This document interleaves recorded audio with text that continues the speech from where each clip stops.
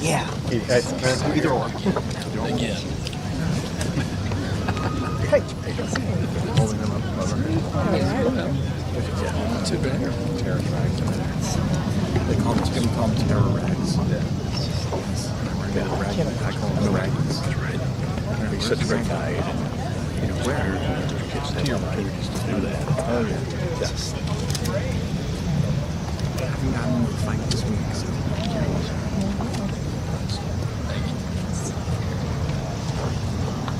How do you give her more? No. He's here to provide moral support. Window dressing. Make us hesitant. We didn't know if I could actually make it. And then it turned out I could. So I'm just here to be More the merrier. I'm here to walk out the creases. Just the right time. It's going to be beating your forehead over here in the sun. As hot as I was all August. Hi. Good afternoon. Thank you all for being here.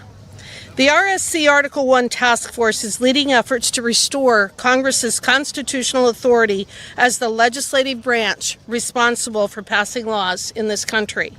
One of Congress's authorities is the constitutional responsibility for overseeing the governance of the District of Columbia. For years now, the D.C. City Council has not only prioritized left-wing policies and programs, but intentionally sought to hide their activities from Congress. It is a new day in D.C., however, and Congress intends to once again assert its authority to ensure that Washington, D.C. rightfully reflects and represents this great nation on the national and international stage. President Trump's unyielding leadership and strength, coupled with proper congressional oversight, ensures that Washington, D.C. will reclaim its rightful place as the shining symbol of American strength and dignity.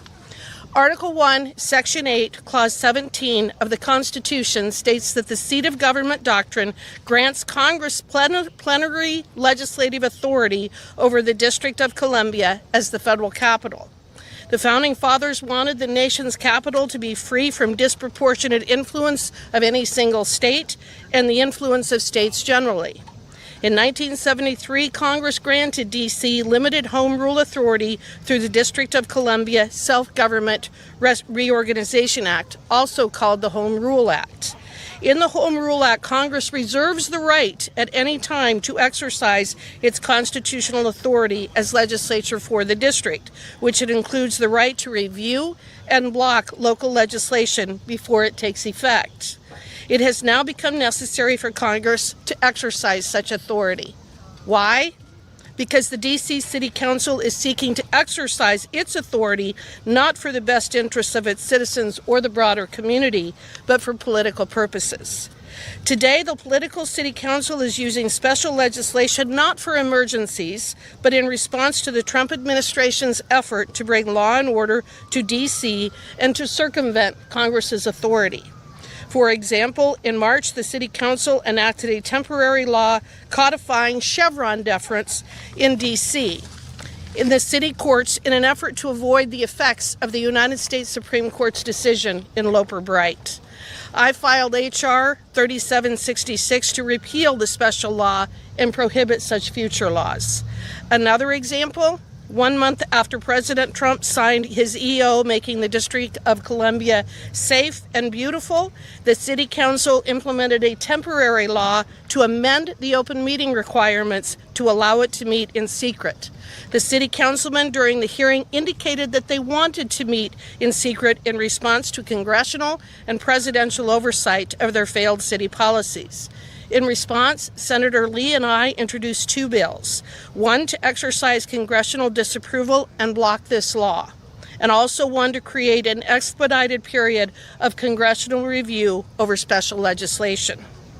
Section 740, the Emergency Control of Police in the D.C. Home Rule Act, grants the President of the United States the ability to mobilize the Metropolitan Police Force when it's determined that special conditions of an emergency nature exist for federal purposes for a period not to exceed 30 days unless further extended by Congress.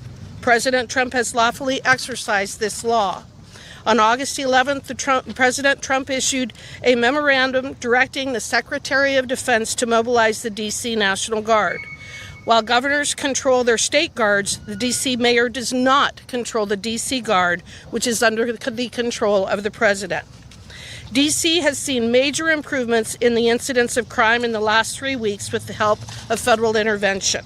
Homicide rates are down by 38%. Robbery is down by 62%. The total violent crime is down 45%, and carjackings are down 78%.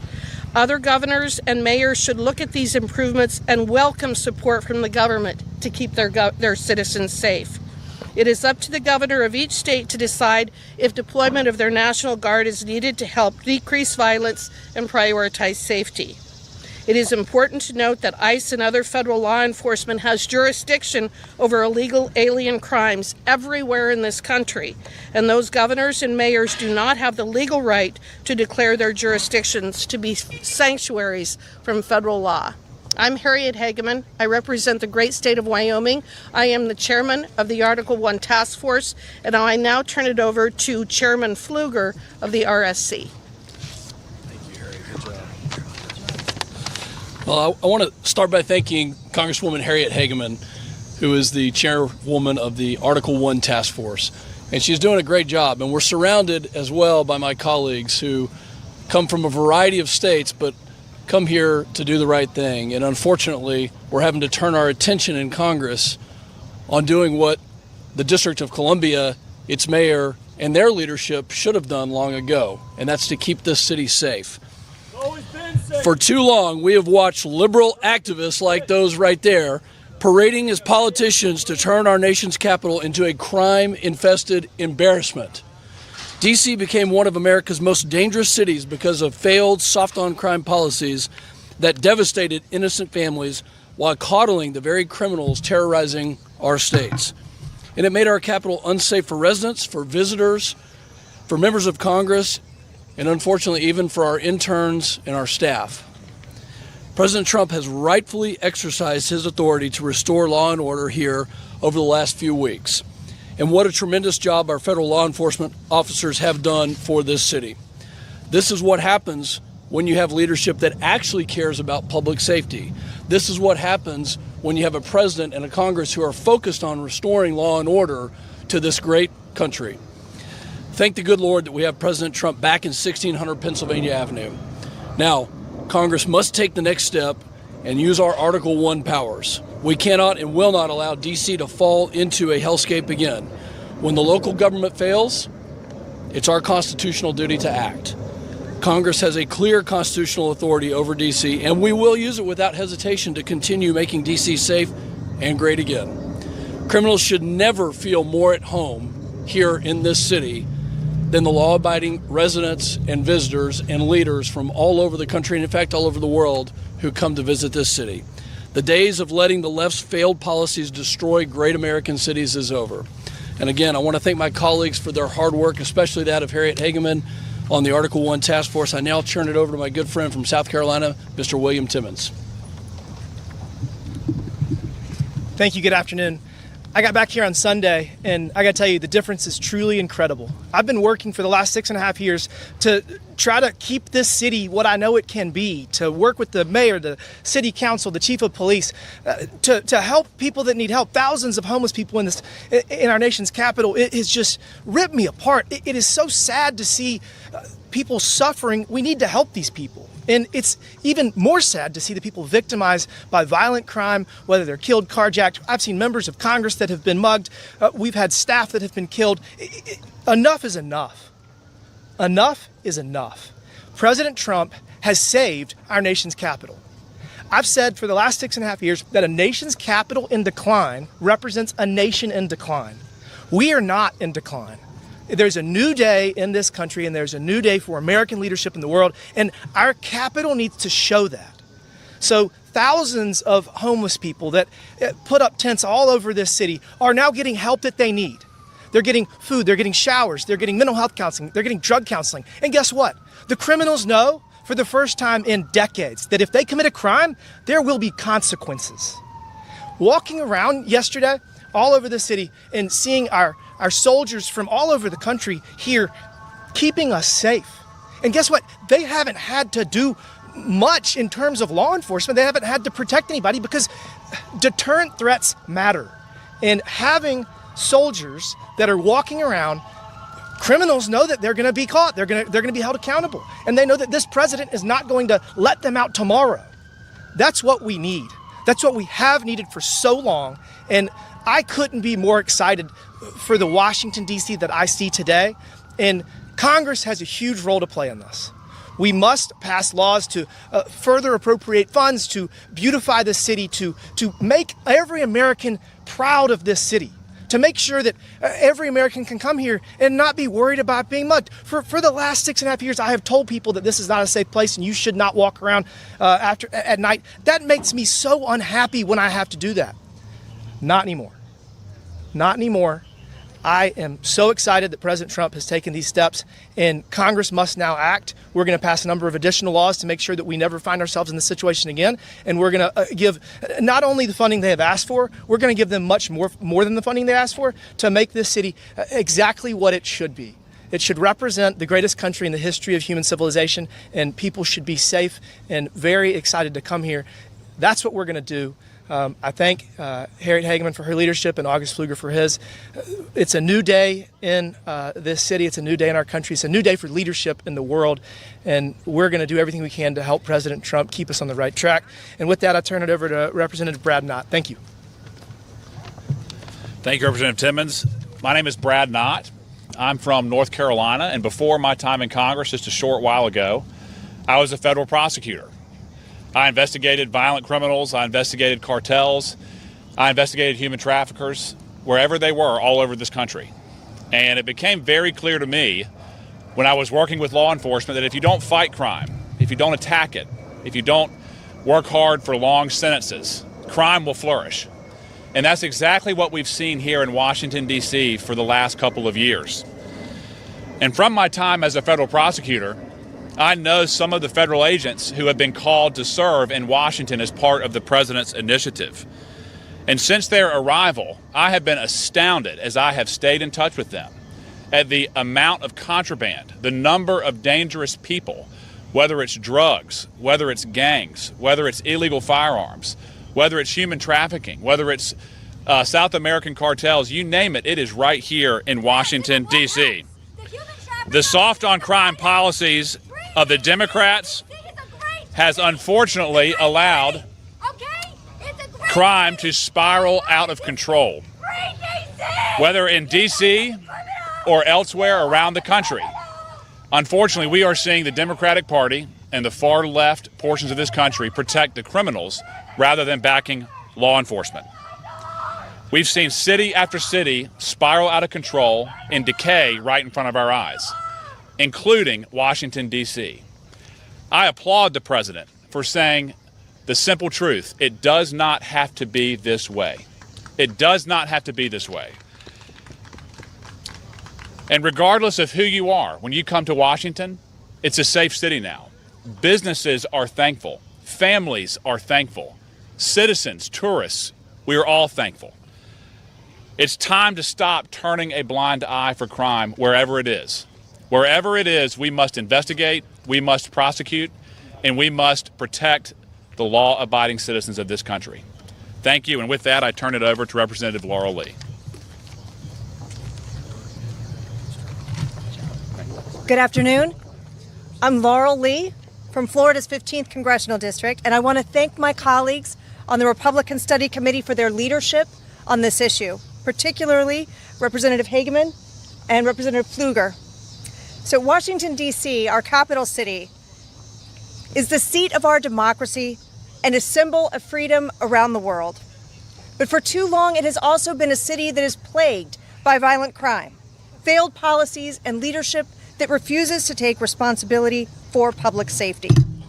That is why I am proud to support President Trump and my colleagues who are here today in our efforts to return order and law to Washington, D.C. Together, we will advance common sense proposals to restore order, to put victims first, to hold violent criminals accountable, and to stop the revolving door of repeat offenders who cycle back onto the streets.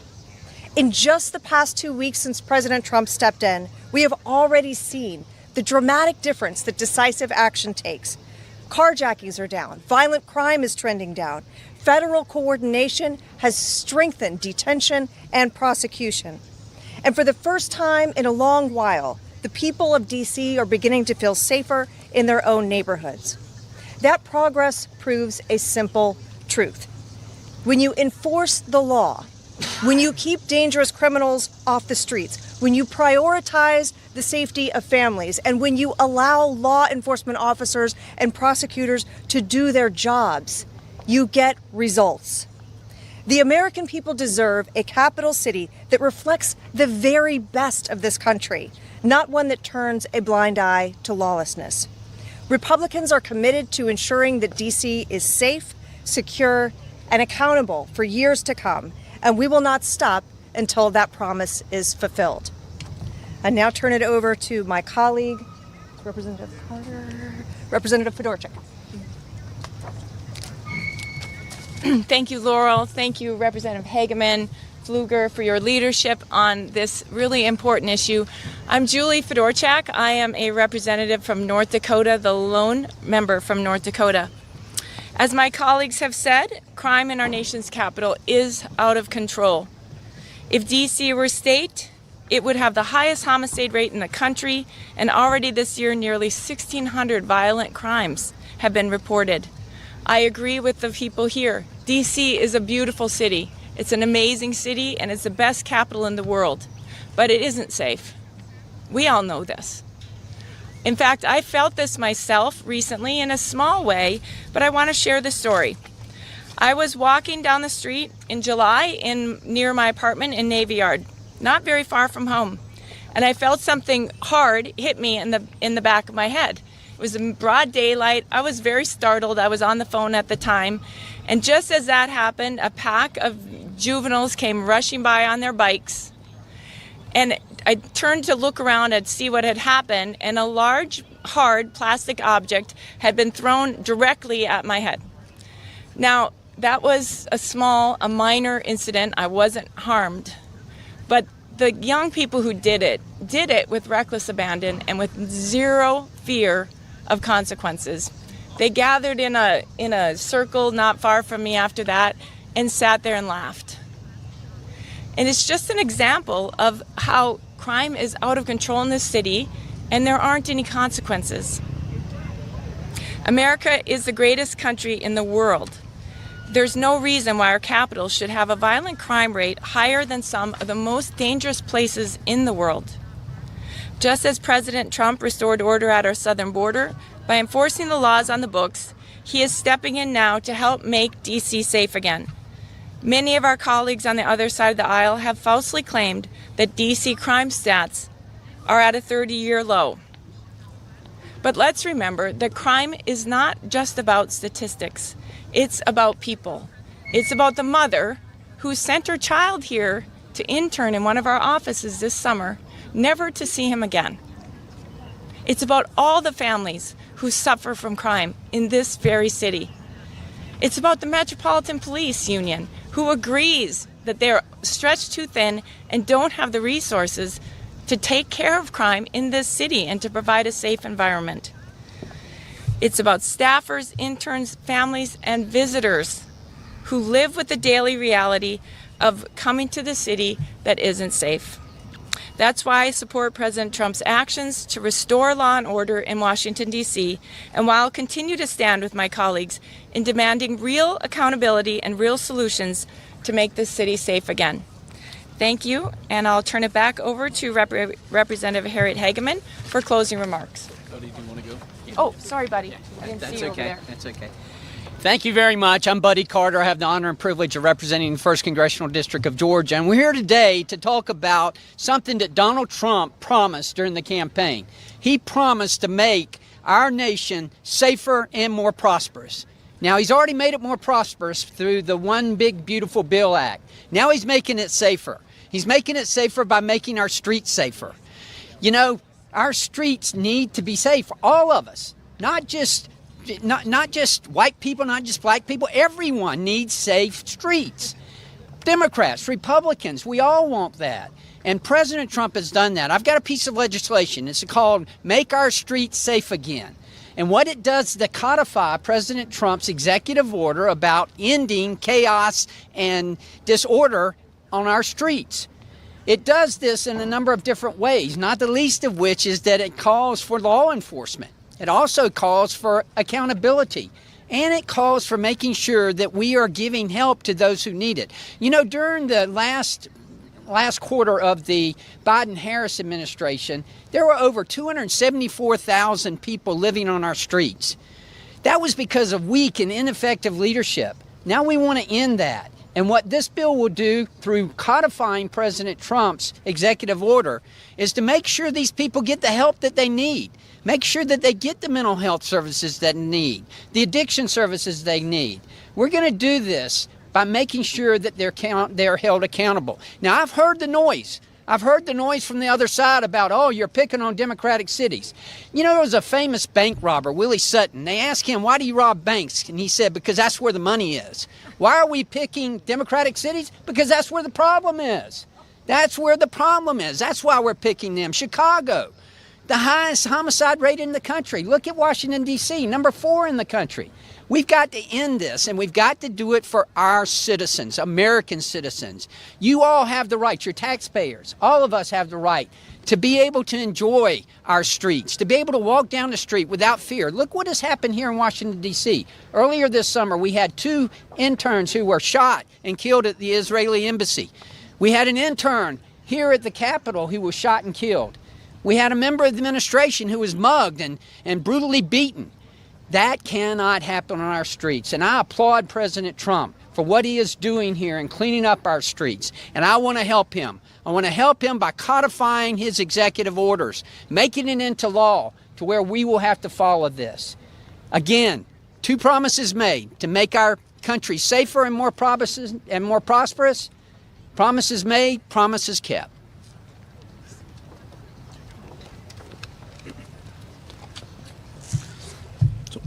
My name's Ron Estes. I'm the congressman from Kansas 4th Congressional District. We've talking here today about we want to have a safe capital for our country. And right now, that's not what we have. The murder rate in Washington, D.C., about 27.5 incidences per 100,000 residents, is larger than so many other world capitals around the world. You can list off other countries, Bogota, Lima, Islamabad, Madrid, other places around, even the United States. The murder rate and the violent crime rate in Washington, D.C. is so bad.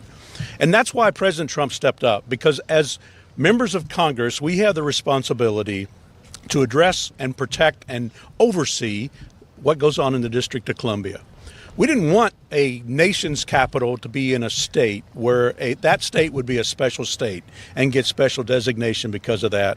So we wanted to make sure that it was federal responsibility to make sure that things were addressed there.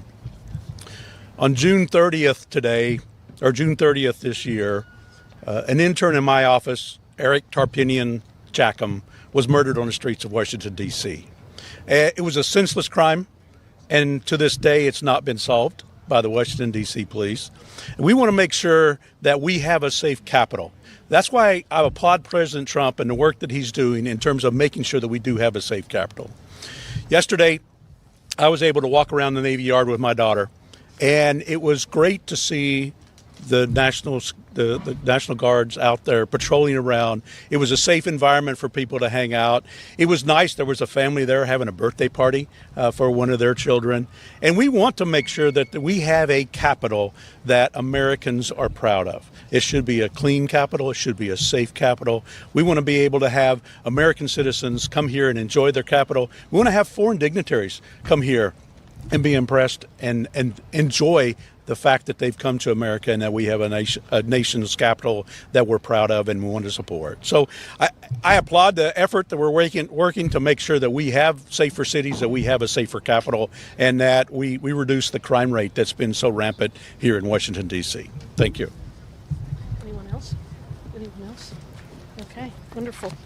Thank you. I appreciate all the comments made by my colleagues.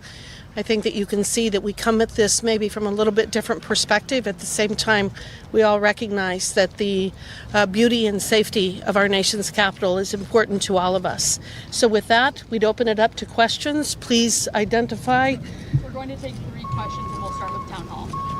Hi, from Town Hall. Congresswoman, DC's leadership has allowed crime and chaos to spiral out of control the last several years. We've all seen that, requiring President Trump and Congress to step in. So how will Article 1's authority help hold each failed leaders accountable and restore law and order in our nation's capital? So we need to exercise our legislative authority and oversight over Washington, D.C. I've identified 3 bills that I have introduced, 2 with Senator Lee and 1 as a standalone, to address the lawlessness that you actually see in the City Council here as well.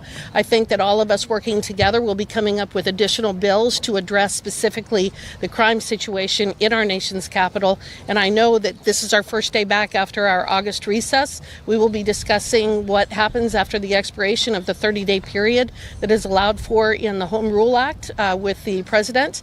I know that I will be working with my colleagues here to determine what the next step is in that regard.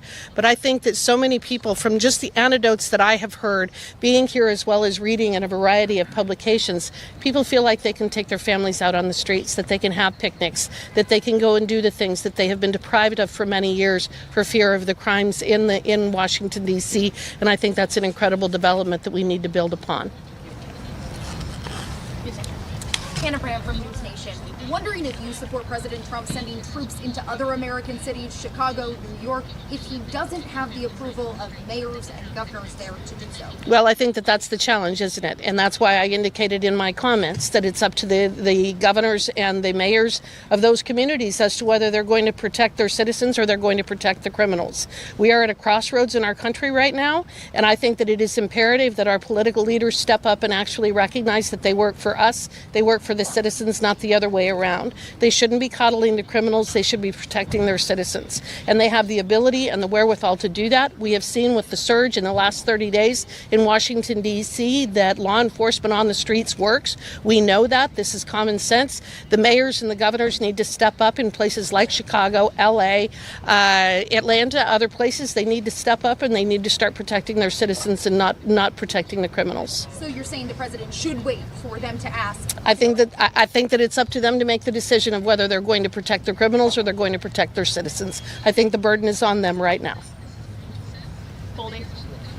Thank you, Congresswoman Matthew Goldie with the Washington Reporter. I'm curious from your standpoint and from many of your colleagues who want to take this, when you were back home during the congressional work period, what we're seeing in D.C., how that's resonated with your constituents across the country. Is that something that makes them want to come here during summer vacation? How did this resonate with Americans? I think that you definitely see that it resonates with Americans, but I think one of the things that I see more than anything in the comments that I receive is that common sense is maybe back in vogue. I think that we all recognize that if you have a police presence and you actually prosecute criminals, you're going to have less crime. You're going to have less people willing to take the risk of either throwing a projectile at a member of Congress or carjack or engage in other nefarious behavior. So again, what we're talking about is nothing earth-shattering. This is common sense, that you police areas where you have people who are congregating and perhaps engaging in bad acts. So I think common sense is back in vogue, and I think the people in Wyoming, or I know the people in Wyoming, across the board, not just on the issue of Washington, D.C. and protecting the citizens here, but I think across the board we're seeing so many issues being resolved and addressed by the current president that people are like, well, why did we wait so long? Why has it taken us this long to actually address the challenges that we have in this country? I think that he's just exposed the fact that sometimes our political betters are not the brightest lights on the porch in terms of addressing the issues that need to be addressed. And I'll let my colleagues respond as well. Recently, the governor of California said he was going to establish a task force on crime. Well, we've got news for him. There is a task force on crime. It's called laws. It's called prosecutors. It's called DAs. It's called accountability. The Republican Study Committee has long been the champion of conservative values, and probably one of the most important, if not the most important conservative value that we stand for is law and order. We stand to protect the sanctity of what our founders established here, that this city would be that shining beacon on the hill. And it's really sad to see, to a previous question, a lot of these cities around the country, what are the radical leftists standing for? Is it for crime? Is it for more violence? Is it for seeing their neighbors and their communities destroyed by lawlessness? That's not what this group stands for, and I can guarantee you that there are many Democrats that we serve with here. We need them to stand up. We need their voices to be heard, to say enough is enough. That law and order and that safety and security and that bringing down violent crime is not a political, a partisan issue. That's just common sense. And I'm proud to stand with this group of people here. And in Texas, I can tell you that my constituents are thrilled to know that Washington, D.C. is back on the mend again, that they can finally send their kids up here knowing that their safety and security is going to be well taken care of, because that has not been the case, unfortunately, for far too long. Any other responses? When I was back in Wichita during the district work period, I was speaking to a group, and one of the women in the group asked that they were going to be up in Washington, D.C. in a couple of weeks, and wanted to know what they were going to see different. Were they still going to see, crime on the streets? Were they going to see the homeless around?